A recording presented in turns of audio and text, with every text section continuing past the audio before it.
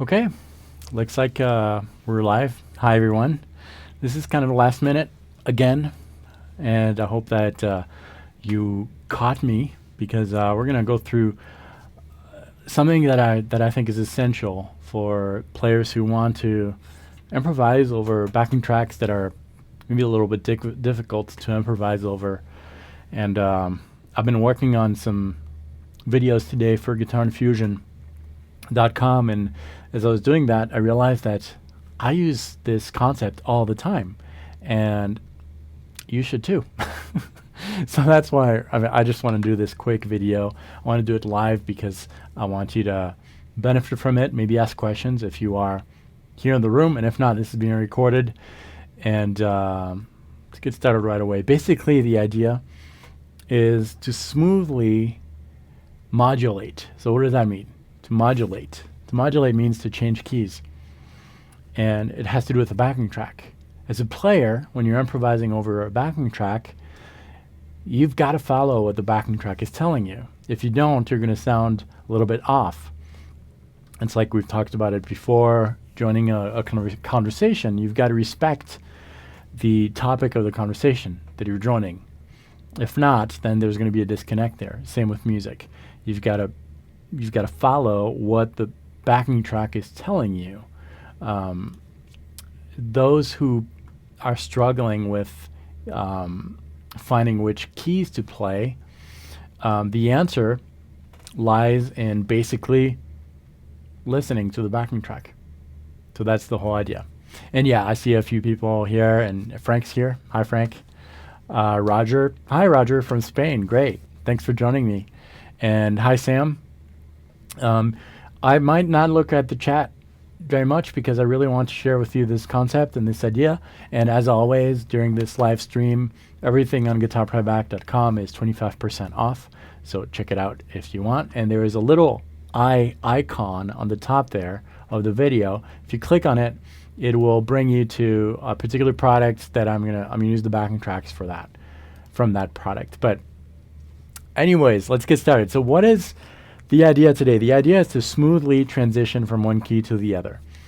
It requires a little bit of knowledge, of scale knowledge and theory knowledge, but let me show you basically what we're gonna do. Really quick, how's the audio and how's that? Does that sound okay? Is the balance?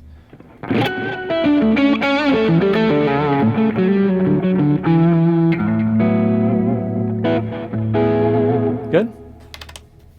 Good. All right, so let me give you an example of a backing track that modulates. And this track is from the pack that I just mentioned, the visual pack. And there's a little icon here. Let's listen to it. Let's listen to this backing track. See how it sounds. This is the track.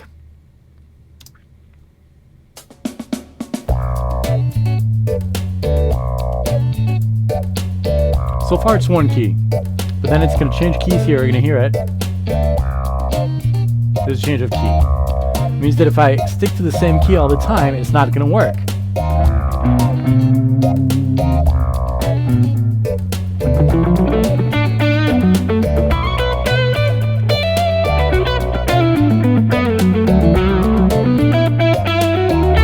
See, it doesn't work there. It doesn't work because it changed keys. And that's what a modulation is, and that's what this lesson is about. So you could be tempted to, play one position, and then when there's a modulation, switch to a different position. But that creates jumps. That means that if you stick to the same position, your improv might sound, you're in the same key.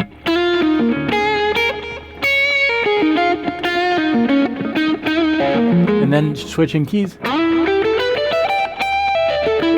Completely different zone of the fretboard. And that could be okay, but that creates kind of a predictable element. It's not as smooth as you want it to be. So how do you remedy to that? This is how. Let me show you. For this particular example, we're going to work in two different keys. We're going to work with a C sharp Dorian key and an F Aeolian key. they don't have much in common. Let's listen to that. Here's the track. Here's one key.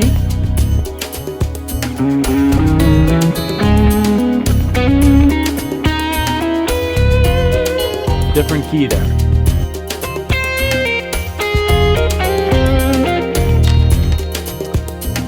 So how do we do that? Let me show you. It has to do with the visualization. You have to visualize your fretboard in advance of the new key. So let's say that, and thanks for people who are joining. Thank you very much for being here. Let's say that we're playing in one zone of the fretboard. We're playing in this zone right here, for example, between frets 3 and 6. Okay, we're in that area of the fretboard, and we're improvising in one key. And then there's another key that is coming. The idea is to find that key in the same zone of the fretboard, the same exact area of the fretboard, to avoid those jumps. So we need visual reference points, right, in order to do that. And the simplest that we can pick are the roots. So we're going to pick the roots. So let's switch views here. I'm going to switch to our diagram here. Don't pay attention to what is written on there. That was for another, I was editing a video, and that's the rests of that. But let's say that we are playing in a C# Dorian position, and we're using this area of the fretboard. So this is a C#. I'm going to call it a root. We're playing in this area of the fretboard between, well, you'll kind of see the area of the fretboard draw itself here. And all right, so we're in that zone there. All these notes are kind of reachable without too much extension. So between frets 4 and 7, basically. And that's the zone of the fretboard that we're playing in. Right there. That's our zone, okay? We're in that zone of the fretboard. We're improvising C# Dorian. It's a comfortable position here. I don't have to stretch too much. I'm just playing C# Dorian.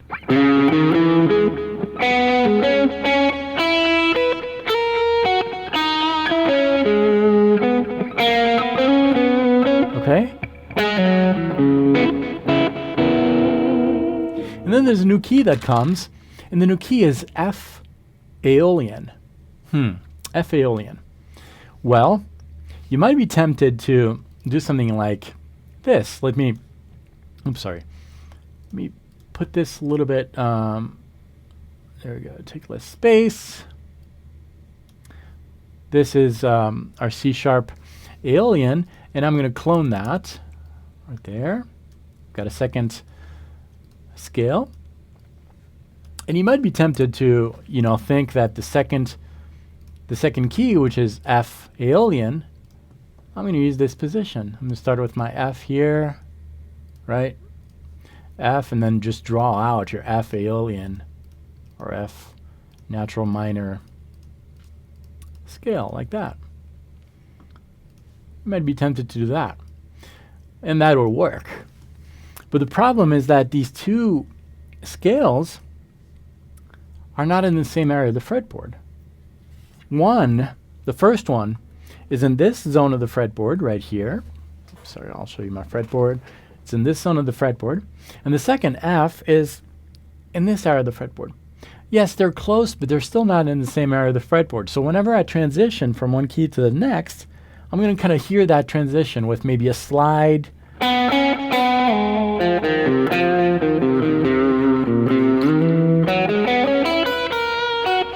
You're going to hear it. It's not going to be as smooth as you want it to be. So how do you smoothen that out? By looking at the intervals. So let's move back here to our fretboards. And as you know, you can play the same note in many different areas of the fretboard. In this particular case, you see I'm on the, if we just look at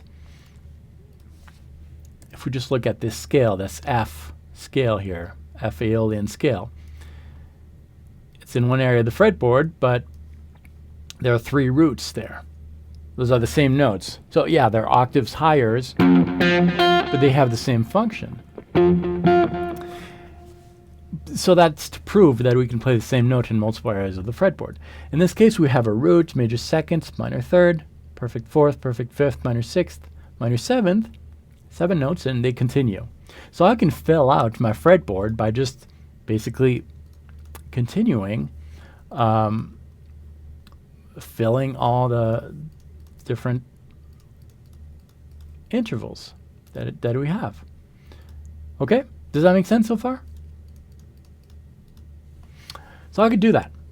All right, let's go back now. Let me go back to what we had here. Okay, that's what we had here. So now, because I can complete my fretboard, these notes here that I'm completing are just following the same formula, and now I can just not pay attention to anything here, and now I've got 2 scales that are kind of in the same area of the fretboard. So far, so good? And that's a good thing. It's a really good thing. Now that we have this, the fretboard editor, for those of you who are wondering, is called Neck Diagrams, and you just go to neckdiagrams.com. It's a great tool. I love it. It's really, really good. So now that we have this, 2 scales that really don't have anything to do with each other, but in the same area of the fretboard, now that we have that, I can phrase, build my improv in one zone of the fretboard, and that's going to avoid all those, you know, those jumps.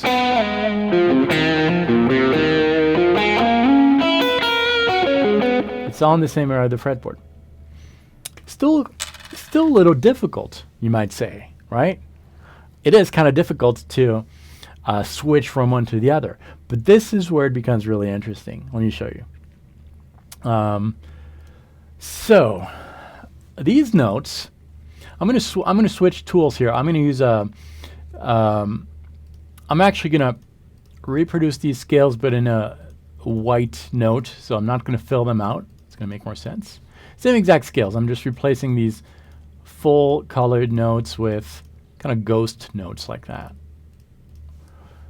Because now we can see that if we superimpose these 2 fretboards together, it's not going to let me do it. But if we did, we'd find some notes in common. Like for instance, on the low E string for that top scale, low E string 4th fret, we also have a low E string 4th fret right here. Same exact notes. So I'm just going to basically color all the common notes. And it looks like, yeah, looks like the 5th, 6th, root, 2nd, and 5th. So that was 5th, 6th, root, 2nd, 5th, 6th. Those notes are common. Kind of see the pattern drawing itself there. Okay, so far that means that since these notes are common, there are 1, 2, 3, 4 notes in common. If I stick to these notes only, that's what I'm playing, just the black notes or the full notes. That actually sounds kind of cool. That means that I'm safe. I could play these notes. I'm always going to be in. It's always going to work. Always. So let's give that a try. Let's just try that. We're going to switch to this view right there. I'm going to go to my backing track, and I'm only going to play those black notes that you see. And they should work on all the different keys. Let's try that. Let's go back to our backing track, and here we go.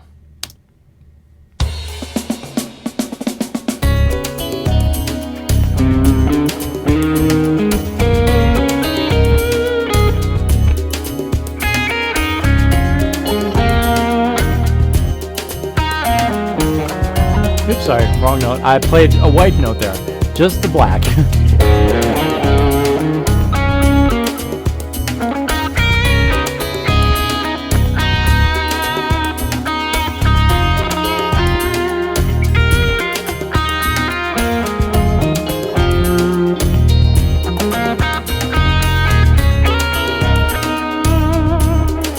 Okay, not the most beautiful thing, but it works, right? These notes work. It's not super beautiful because, well, as you can see here, I'm missing some notes. And some of the notes that I'm missing, for example, in the top one, which is C sharp Dorian, I'm not having the minor third, which is a pretty important note. It's a pretty stable note. Same, no minor seventh, which is a pretty stable note too. If you look at the second diagram below, I'm missing the fifth. I'm missing the root. But it just kind of helps you out to point out the common notes between them. Okay, we're going to go one step further. And this is really what I want to share with you. This is it. So we're going to pick one of the common notes. And so there are 4 different possibilities. Let's make it simple, and we will pick this one, which is, sorry, I will point it out here. We're going to pick that root, which was one of the colored notes. We're going to pick that root.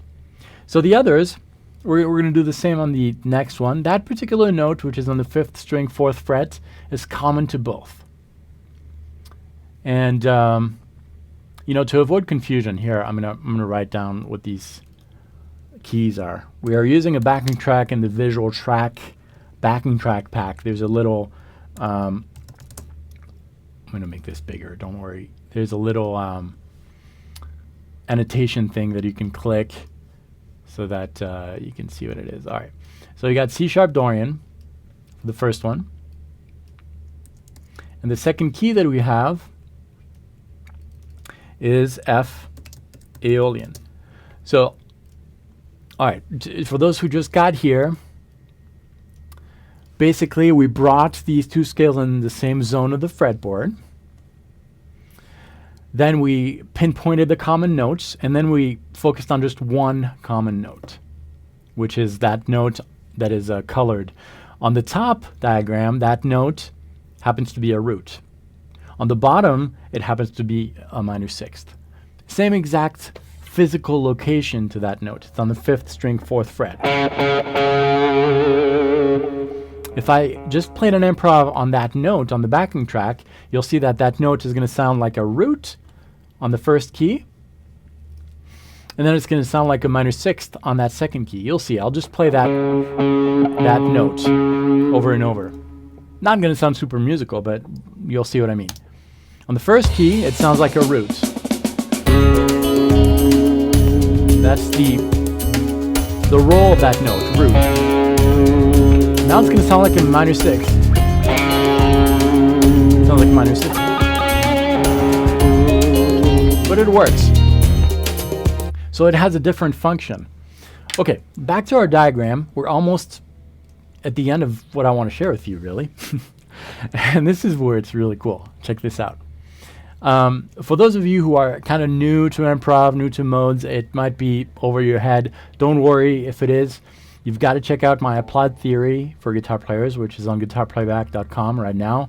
And also, very serious face now, 25% off.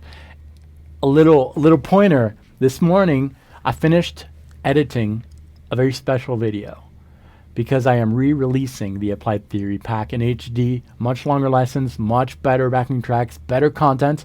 If you buy it today, 25% off, you will get the update for free. Once the update is live on the site, the price is going to go up, but not for those of you who have it already. Anyways, all right, let's go back. So, what am I trying to do here? Maybe you're starting to see some clues. If I look at this position right here, starting on that root on the 5th string, 4th fret, that position is a C sharp Dorian position.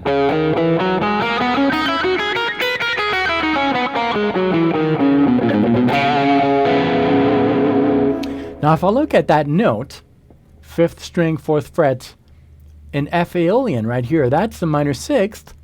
It's always going to be a minor 6th. But if I look at it in terms of the position only, in other words, if I don't consider this a root at all, and I just or I don't consider this a minor 6th, I just pretend that this is a note, from a note point of view, check this out.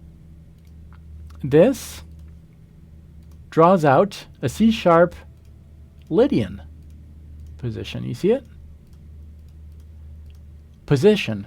We're still in F Aeolian because the backing track has attracted all the notes I'm playing. This starting point is still a minor sixth, but it looks like a C sharp Lydian. And so now, instead of, getting all confused and stuff, instead of doing that, I can think in terms of C sharp Dorian on that first key, and then C sharp Lydian on that second key. Now my improv is going to be super smooth because I know my positions. I'm in the same area of the fretboard. C sharp Dorian, and then I'm switching to C sharp Lydian. You can do that in any position. I'll show you how it sounds. It's much smoother. Check this out.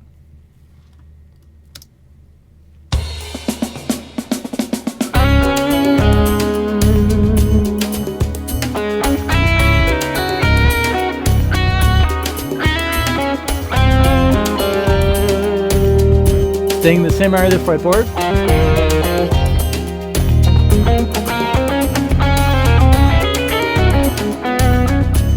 Super smooth. It doesn't require those jumps.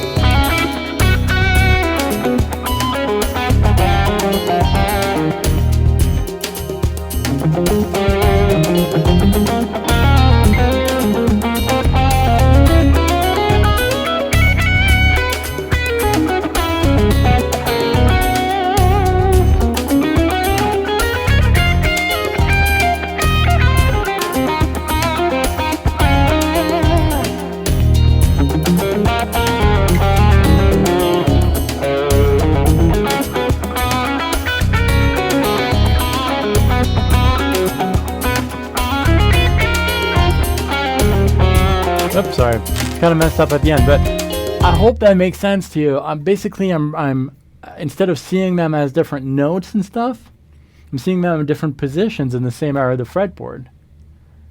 That's the idea. So I'm going to go through a few backing tracks just for fun, and I'm going to use that principle. I don't know which keys they are, so I'm going to have to fish around a little bit. But then at some point, you'll see in my improv, after fishing around, you'll see that I'm getting more comfortable with these different scales, and that I am going to bring them to the same area of the fretboard, and it's going to smoothen things out very naturally. You'll see it. Yeah, that's basically what we're going to do. Okay, ready? Let's get started. And these are all from the visual track method.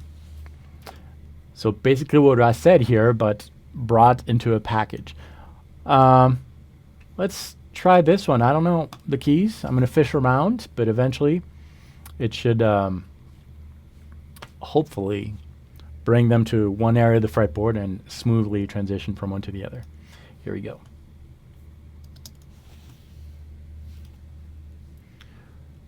And you know what? No, you don't. I'm going to add this view, but because I didn't create the charts, I'm just going to simply delete that so that you can see a big fretboard. There you go. It's going to be easier. All right, let's go. I don't know the keys, but I'll try to coach as I go. And first thing, just play a note, see if it works. If it doesn't, fix it.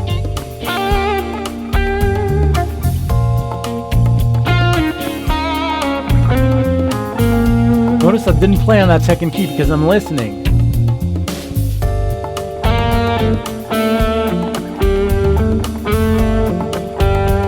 I'm going to try to do something in that area of the fretboard.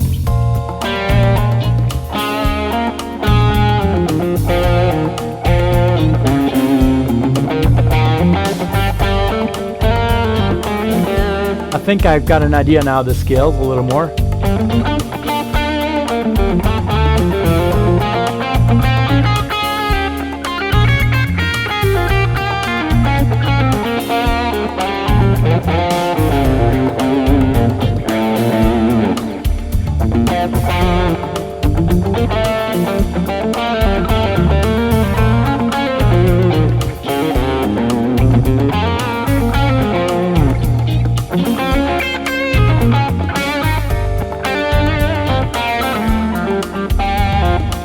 still actually don't know the keys, but I kind of have an idea of the positions.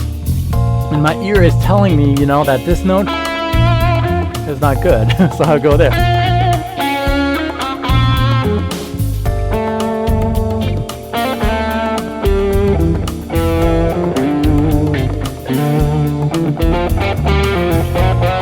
Oops.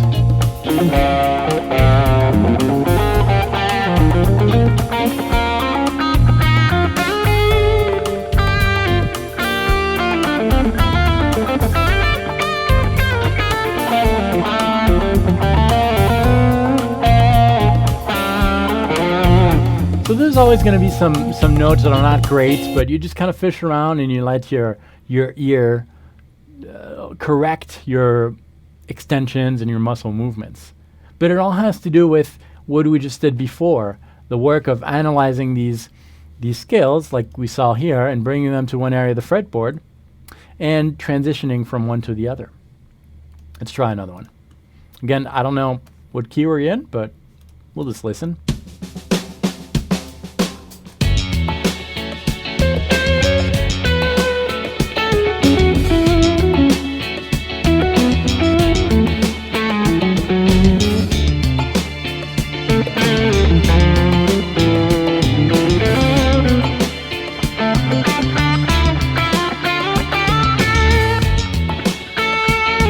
So that note, I'm taking a mental note that this note is common to both keys.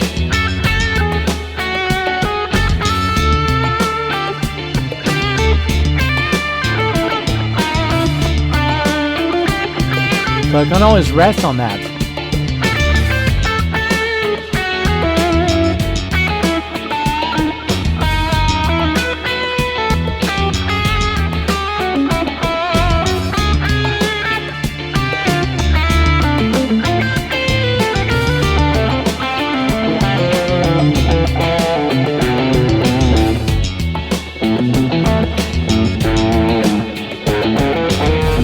Still fishing around there.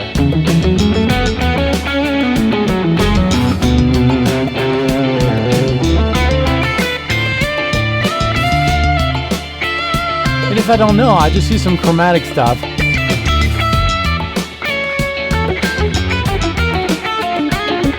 That always works. I just have to try to land on the right notes. It's just fun, just exploring things. Let's go back to the chat. Maybe we have some questions. And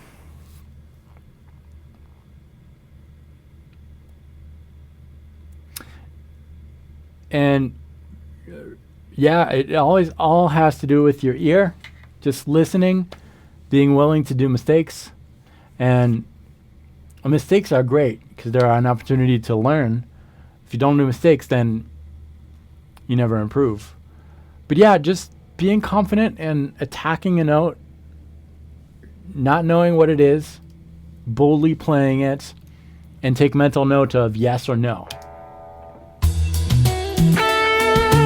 Yes. Yes. Yes. Yes. Okay, now I have an idea.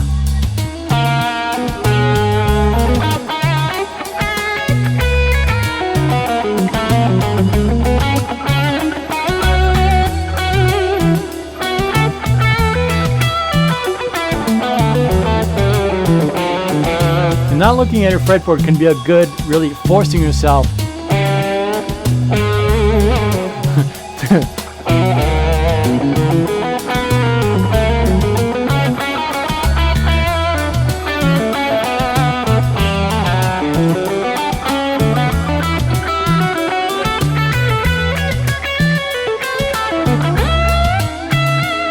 just try it. Like I don't know if that would be a good note, but because I'm doing a bend, I can end my bend on a good place or a bad place. You can make it right.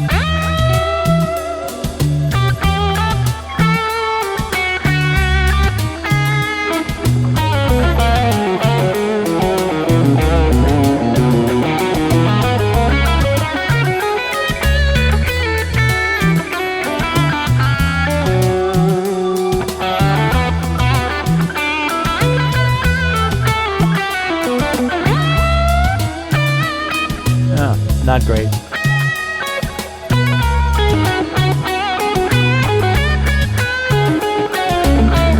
There it is. You never have. I'm fishing around there.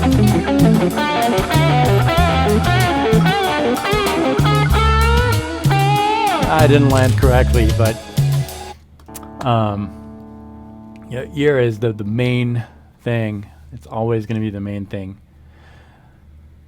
Okay, I am using the XFX2. That's what I use in all my videos, unless I mention otherwise. But I love it. It's great, and I love it because not because I like to shape tones. I don't, but I love it because everything is there, and it's really simple to get a decent tone without having to really dive deep. You can dive deep if you want to, but the presets sound great.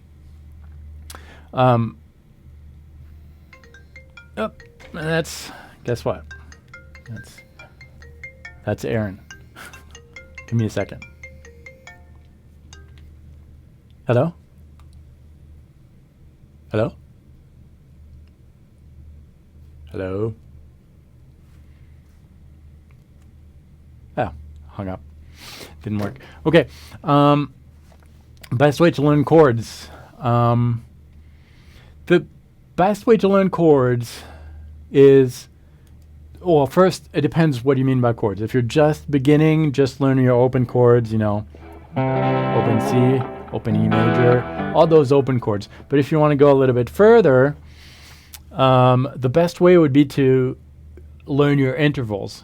Because once you learn your intervals, major second, minor second, major third, and so forth, once you know that, you can alter your chords and make new chords and have a better understanding of them. So that's the best way, I think. That's basically the idea. Enma, thank you for being here.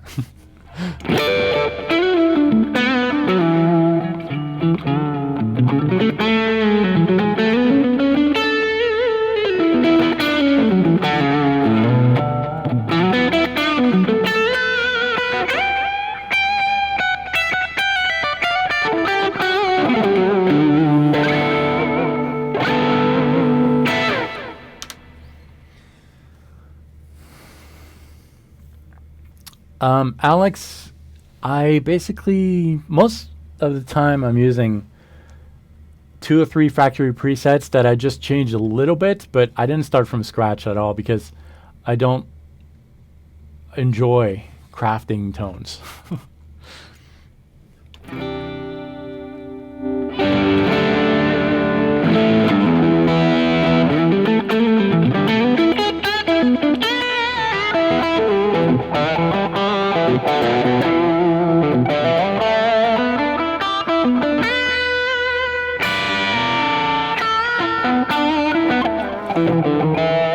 I feel like I'm in a parallel world there with David W. asking me, David Walleman's asking me something.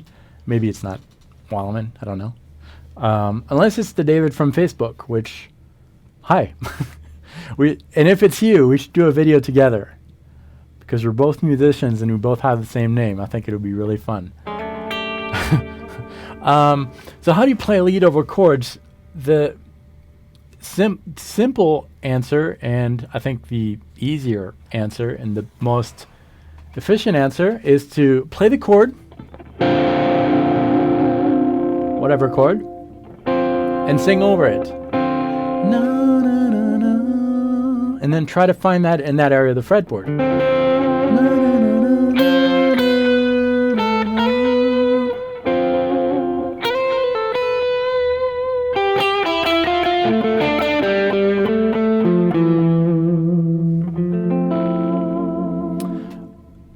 The longer answer is to learn your intervals and then figure out which intervals make your chord, like this one, for example. Here's a chord.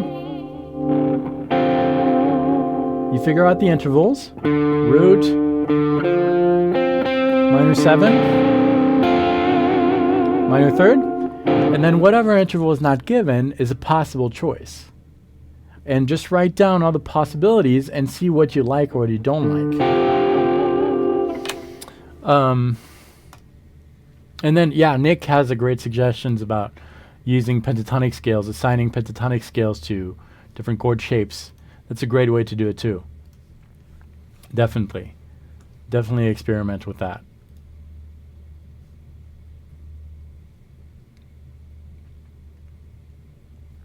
All right. I think it's time for a short commercial break. Okay. You should have seen an ad now. I don't know. I'm curious. I'm testing this new live thing. Did you see an ad just before I'm telling you? Did you see an ad? If not, it doesn't work, and that's great. I'm just curious. All right, let's see. I need to go back to the view page to see your chat. Sorry. It's loading. Okay.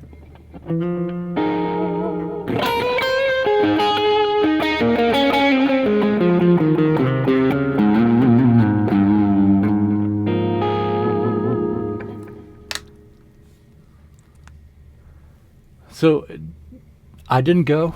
That was just an ad.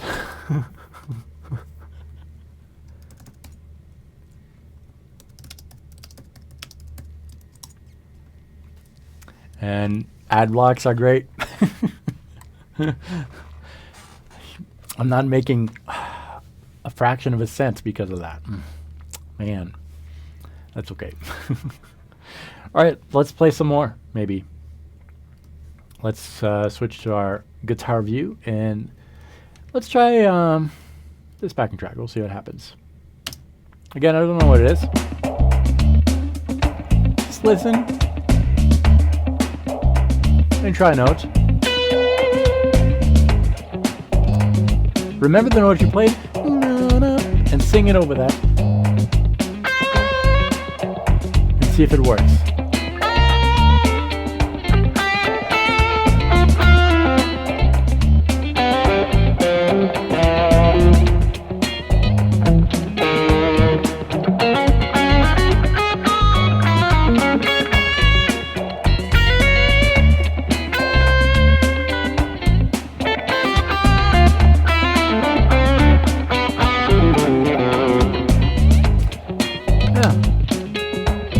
Different. Let's try it again. I think I have an idea now. Nice D minor 7. Yep.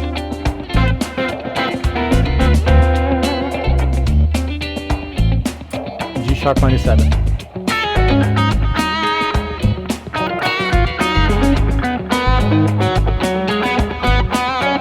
D Dorian.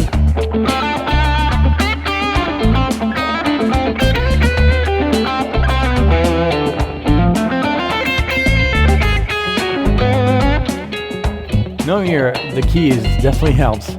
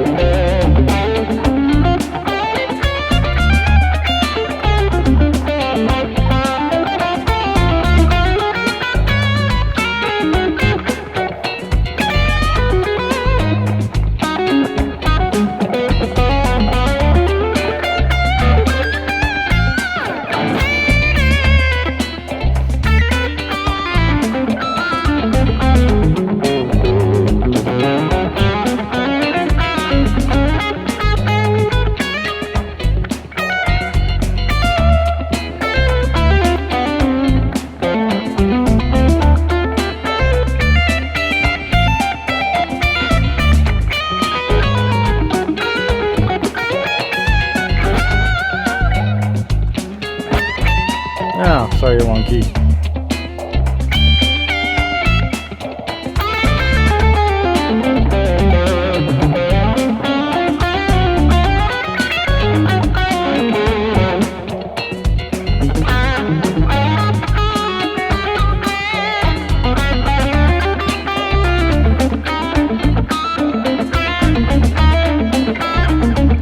little bit of outside.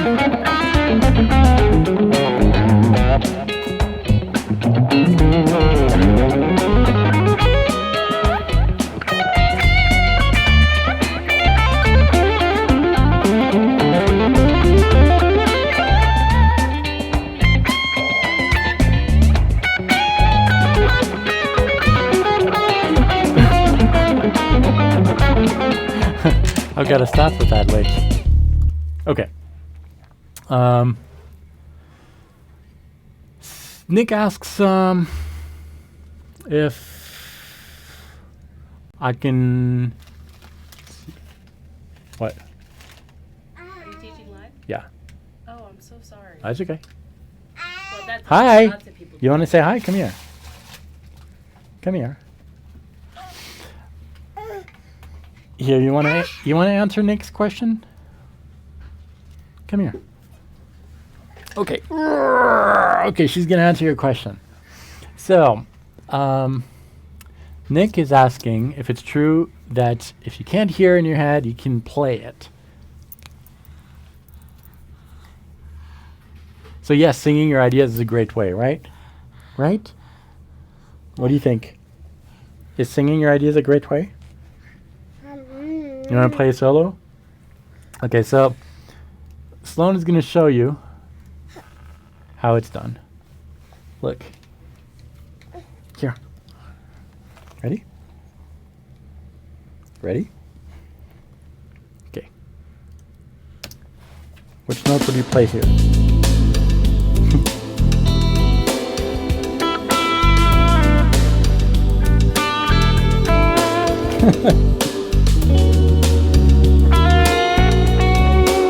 Yeah. Good. Good job.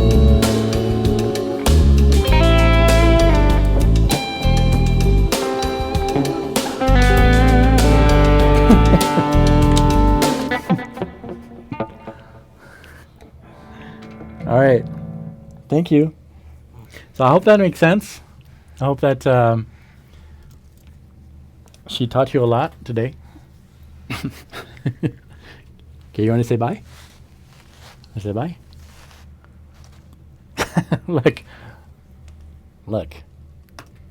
Frank is there. Frank is watching. Yeah. All right. Let's go back to the lesson. Let's go back to the lesson, okay? All right.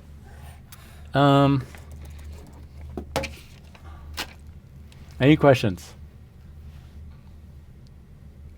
Vincent asks about practice. Personally, not much at all. I play a lot. I've got my guitar a lot, but practicing and actually working on things that I should work on, not very much, because ever since I made the switch to making a living with this, I don't play much. I teach a lot and I edit a lot of videos and stuff, but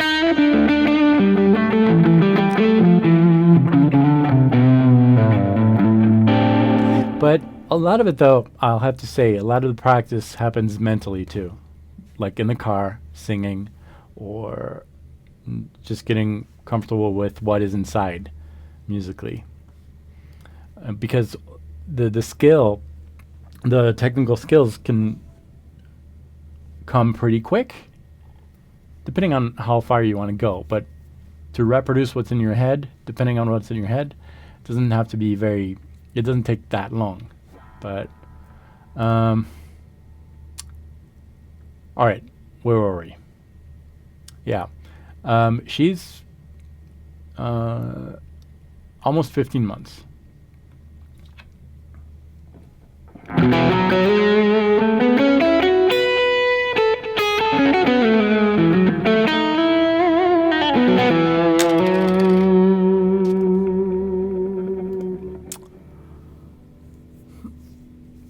Guys, that's basically what I had for you today. I just wanted to share with you that idea of bringing things together on one area of the fretboard and trying to explore, ideas in one area of the fretboard. This is all explained in that course, which there's a little button here, I think. Yeah, I think right here. and the applied theory. Anything on the site is going to help you out. And if you feel like you need something a little more one-on-one-ish type of thing, you should check out the guitarinfusion.com website too, where every Friday there's a new lesson kind of like this. That's pretty much it for now. I hope you enjoyed this.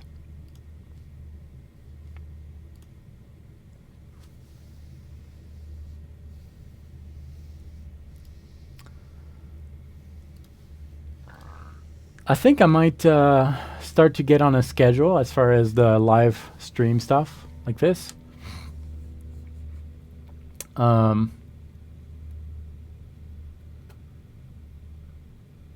Strings are 942s. I use light strings. And Bahadir asks about creating modal riffs for guitarists. I think just knowing your modes and then sticking to coming back to that bass. So you've got your, let's say we are in Lydian, A Lydian. Just start with the root.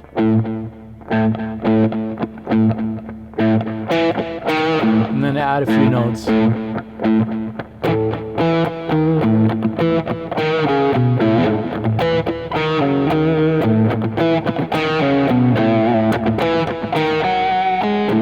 But just sticking to one area of the fretboard and repetitive things. Hi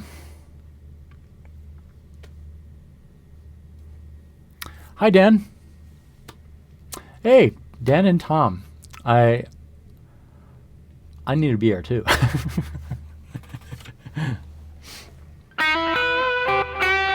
And I'm using a software called Wirecast. And I bought the Wirecast software, which is kind of expensive, but it allows you to have different window views, allows you to do things like this. If you want, you just kind of pre-configure your views. You can have some texts. You can remove the text if you want. You can have multiple cameras. You can stream things from your desktop, which is what I'm doing here with neck diagrams.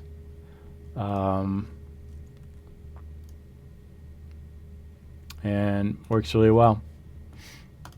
And I love what you guys are doing too. Love your show. It's so cool.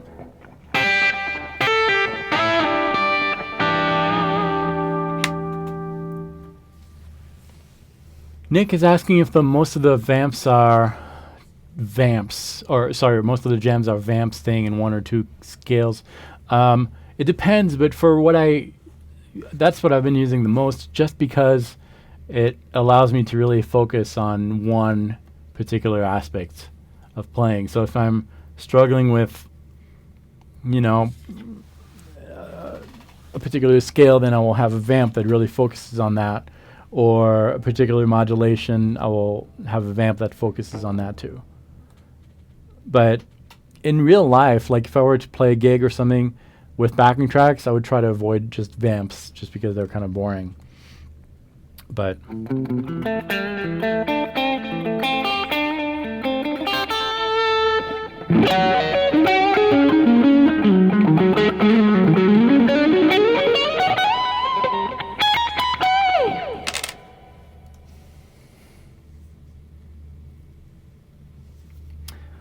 Stevie, yeah, talk to the boss. I think that would be fun.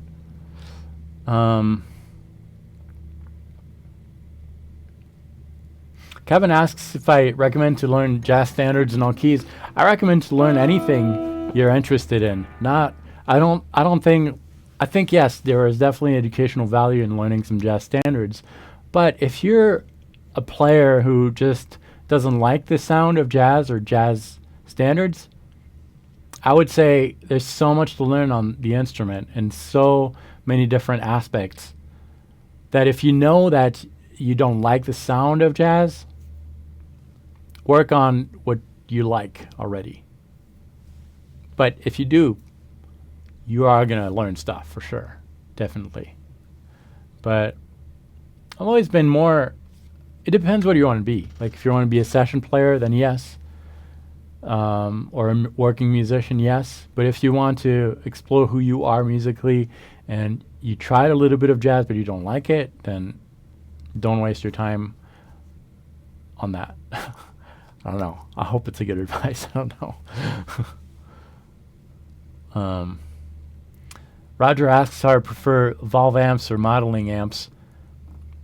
All right, I'm going to be super controversial. I prefer modeling amps because I don't have much experience with valve amps. Most of my playing has been with modelers. And do they sound like the real thing? I don't know. When it's loud, when it's too loud, I'm not comfortable playing. And valve amps, in order to sound good, usually need to be pushed. Therefore, they're loud, and therefore I can't play well. So for me, what has worked the best is just modeling, because it helped me not worry about the sound output that I'm getting and just focusing on developing my own music without, with the sound that I like. So I prefer modelers for that reason. They're different. Do they sound like the real thing? I don't know. And I don't care that much, really. I used to think that it was really important, but I don't think it is anymore.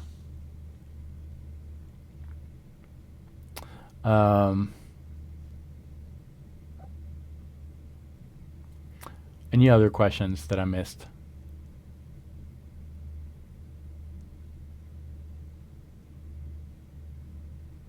I'm looking.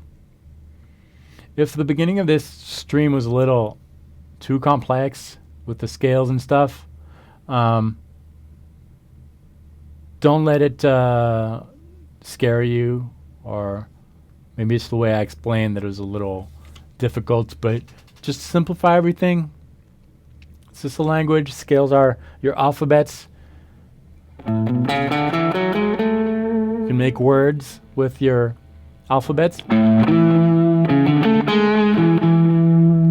And the idea, the whole music theory really is to use the right alphabet, the right language, depending on which conversation you're joining. And that's the main thing. And this is a Chapman 7-string in the back that I haven't played much. It's not because it's a bad guitar. It's a great guitar. But I came to the realization that I'm just not a 7-string player. But they're great. And they have 6 strings too that are great too.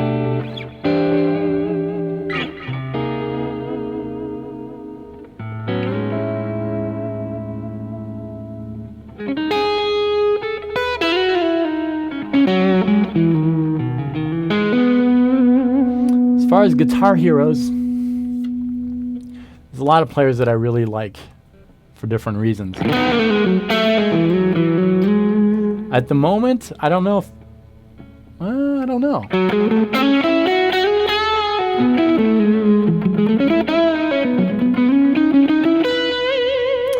I like Mark Knopfler very much.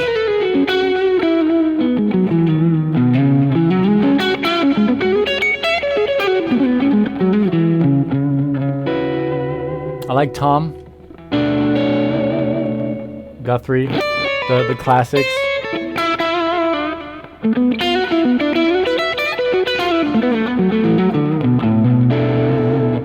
I don't know if I like Holdsworth, because I never really listened to him, so I don't know. I think I would. I need to get into him. I don't know. I use V-picks, and the one that I've been using for the last couple years is the Dimension. They're thick, pretty thick picks. I don't know which camera I'm using, sorry. Yeah, this one here. Let's switch here. I'm using Dimension picks. They're thick, you can see. And I don't know, they're just comfortable. But go with whatever's comfortable to you.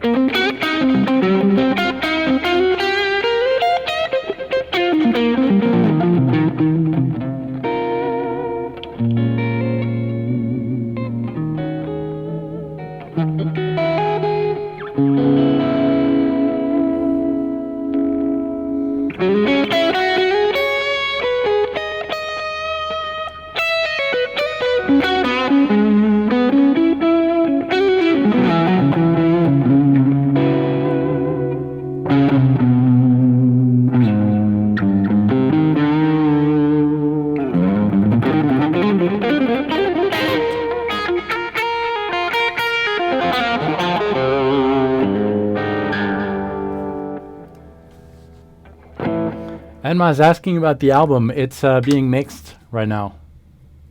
I know it's kind of late due, but it will happen. It's being mixed.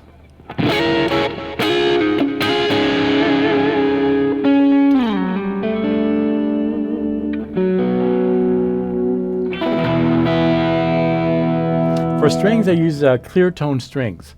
I used to think that the brand of strings didn't matter until I tried clear tones, and I love them very much.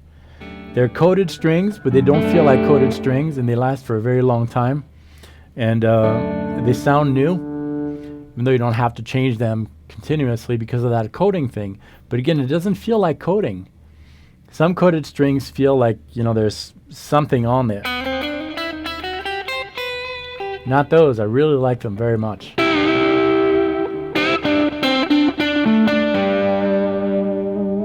I use low action.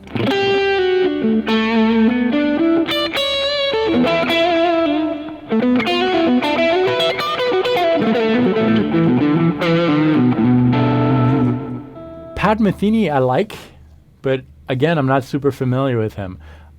I came to jazzy orientated music later, and I don't have the culture at all.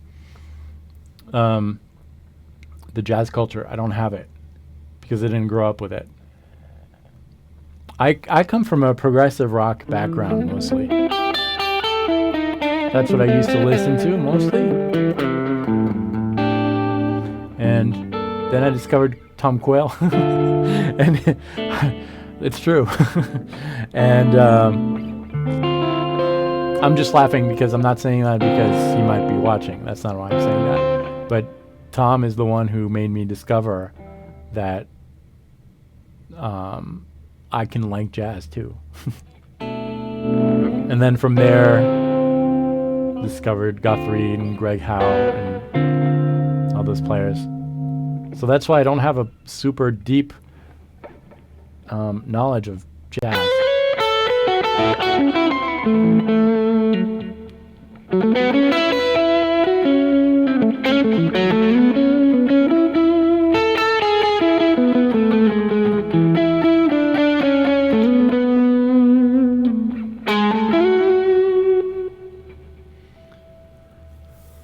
Nick, the Deep Inside the Mind album, which happens to be here,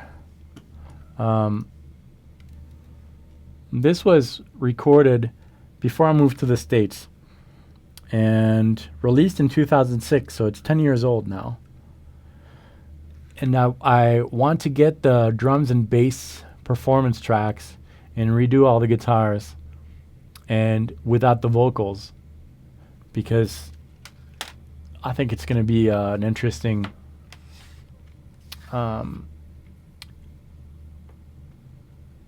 musical moment just for me to revisit those solos and stuff and release it as a backing track pack maybe.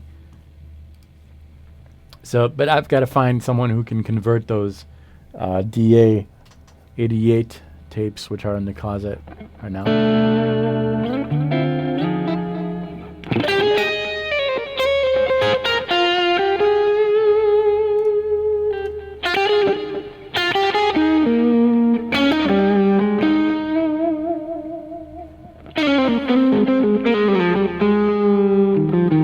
And I'm asked about the pickups. I'm tempted to answer in French, maybe. Donc oui, j'utilise toujours les SP Custom, que j'adore. So these pickups are SP Custom. They're French pickups. They're incredible, I think. And here, let me give you a close-up. So these pickups are designed and built by Jeremy, who lives in South France, from SP Custom, and they are incredible pickups, I think. Very versatile. He's worked with a lot of metal bands, but we talked about my needs, and he designed these pickups to be just very versatile. They clean up really well. And there's a lot of everything in there. A lot of bass, a lot of treble, a lot of mediums, which allows you to have a full spectrum of frequencies, and then alter them in your rack or your mix or whatever. But I really like these pickups a lot. And Andre asked about metal. I haven't played. No, I don't think so. Because if I say yes, then my idea of metal is different. When I started playing, I was all about Guns N' Roses and Metallica.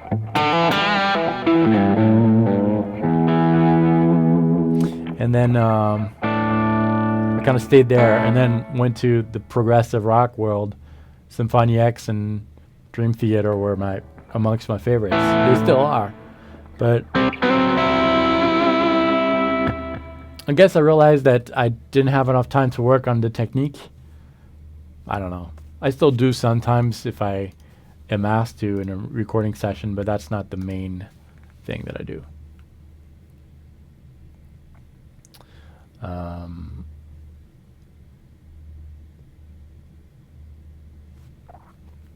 As far as guitar synths, no, I played with some a little bit, but I haven't really used any.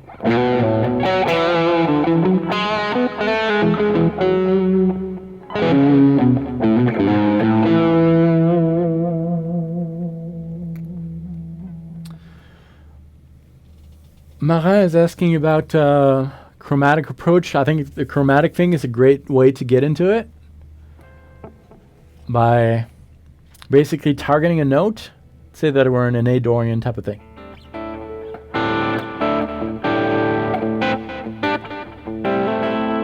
Target a note from that scale and approach it with maybe 3 notes below.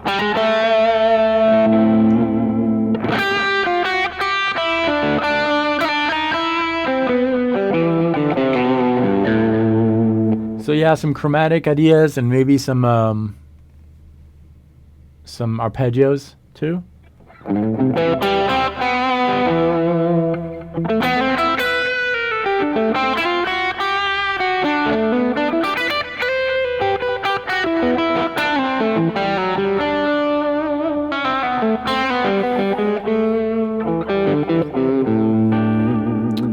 As far as this live class, it's being recorded right now, and it should be available to watch like in 5 minutes. It's automatic. So you can actually rewatch the beginning right now if you want by dragging the player to the beginning. It's being recorded like a DVR thing as we go.